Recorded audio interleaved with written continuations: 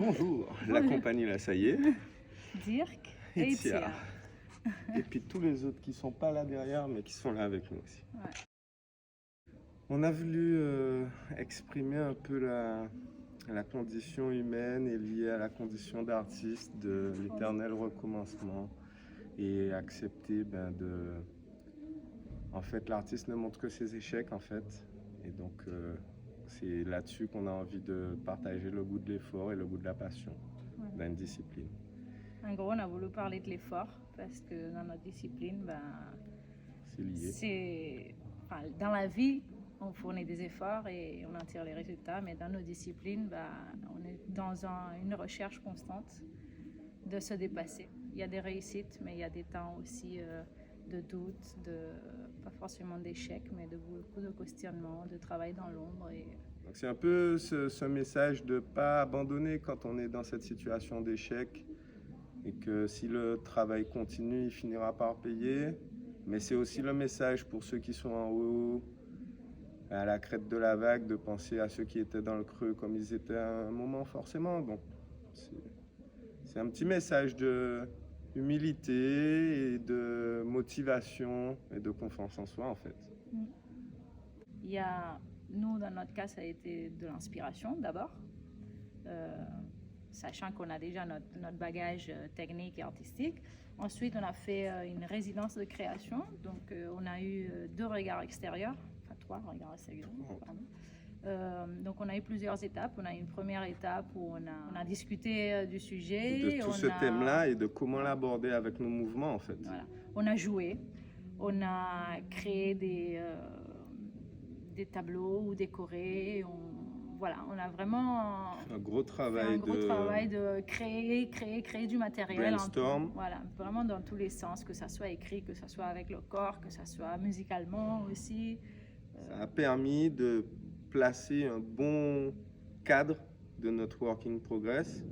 Et du coup, après tout ce processus-là qui a duré plus ou moins 2 ans, nous voici ici maintenant pour vraiment travailler sur la lumière, sur tous les aspects techniques, les effets, on va dire, plateau. Voilà. Et donc là, en ce moment, la création, ça se passe, on arrive, on se fait 1 heure de technique, 1 heure d'agrès chacun, le musicien aussi, petit échauffement collectif le matin avant tout ça, et après on se fait une répétition, et du coup on se fait pas mal de répétitions pour la lumière avec des stop and go. En vrai, quand on crée un spectacle, il est en constante évolution. Même quand tu te dis j'ai fini la création, en fait tu as toujours un petit truc que tu dis tiens, ce jour-là j'avais fait ça, et puis ça avait donné un truc. L'archipel en fait là, c'est pour nous c'est le polish, c'est la phase finale, parce que là ça fait déjà 2 ans qu'on a eu de la phase de brainstorm pendant plus d'1 an.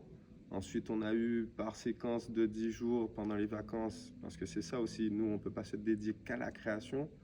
Et du coup, on a mis en place un cadre de base. Et là, le fait d'être totalement immergé en création, ça nous permet de vraiment se focus et être plus à l'aise et de vraiment pouvoir faire les finitions. Et on espère pouvoir sortir un très beau spectacle. En fait, on s'est rencontrés dans un échange, mais là, ces gens-là. Pour nous, c'est un peu naturel, ouais. Voilà. Moi, je viens du monde du cirque, et dire qu'il vient. Moi, je viens du breakdance, je suis un b-boy à la base, mais en sachant que je viens aussi du surf, donc mêler les gens, c'est un peu mon mode de fonctionnement, dans le sens où je suis un bon apprenant de toutes les disciplines et j'aime transmettre ce que je sais faire. Et donc, depuis qu'on se connaît, c'est un peu ce qu'on fait naturellement tous les jours. Et du coup, c'est un peu dans ce sens qu'on a décidé de créer une école aussi sur le territoire, moi, j'ai été choqué de voir, après avoir fait STAPS et après avoir fait de nombreuses choses, qu'il n'y avait pas d'école de cirque. Et l'avantage, c'est que c'est pluridisciplinaire, justement, l'école de cirque. Donc, de base, c'est naturel de mélanger les gens, les styles. Et la mouvance circassienne mondiale à l'heure actuelle va de plus en plus dans le sens d'intégrer les danses hip-hop, les danses ballet, etc. Culturellement, en fait, pour moi, c'est 2 mondes qui sont pareils, c'est juste qu'ils ont des codes différents, en fait. Mais c'est vraiment, c'est la même chose, c'est le partage, c'est toujours se donner, se dépasser, toujours prendre ses atouts et et les travailler pour en faire quelque chose et pour que le corps il puisse parler. Alors, pour nous, développer la filière cirque en Guadeloupe, c'est essentiellement le volet éducatif, d'abord avec notre école de cirque. Pour On a un beau démocratiser. local maintenant, pour démocratiser et apprendre aux parents et aux jeunes qu'est-ce que c'est que le cirque moderne, parce que bien souvent, on ne sait pas. Ensuite, ça passe par l'organisation de manifestations récurrentes. Et la troisième chose, c'est le spectacle, la compagnie, essayer de créer et de produire un maximum de spectacles locaux, mais avec j'ai envie de dire, les références internationales, quoi, avec le regard du cirque moderne actuel. Donc c'est vraiment sur ces trois thématiques-là qu'on essaie de se développer à fond pour développer la filière.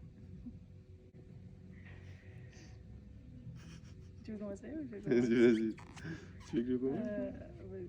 Nous, en fait, on n'a même pas la place à se poser ces questions-là, puisque on s'est rencontrés dans un projet hip-hop cirque, en fait. On s'est rencontrés sur scène. Donc, ça nous aide, oui, parce qu'on a une espèce de compréhension de l'autre plus développée, forcément. Et puis, des fois, c'est compliqué, parce que la vie de couple, de toute façon, deux êtres humains, au bout d'un moment, forcément, la communication crée que c'est pas si simple. En plus, moi, je suis un Guadeloupéen, elle, c'est une Catalane. Donc, en plus de ça, il y a deux langues différentes, il y a deux cultures différentes. Donc, au début, ça n'a pas forcément été si simple, mais c'est très enrichissant. Je dirais, c'est vrai que la question, pour moi, la réponse est un peu les deux. C'est-à-dire que c'est vrai que ça nous aide parce qu'on a une vraie complicité, on se connaît vraiment, et donc il y a une communication non verbale qui, voilà, on sait sans parler ce que l'autre ressent, et donc ça c'est super, c'est magique, c'est parfait.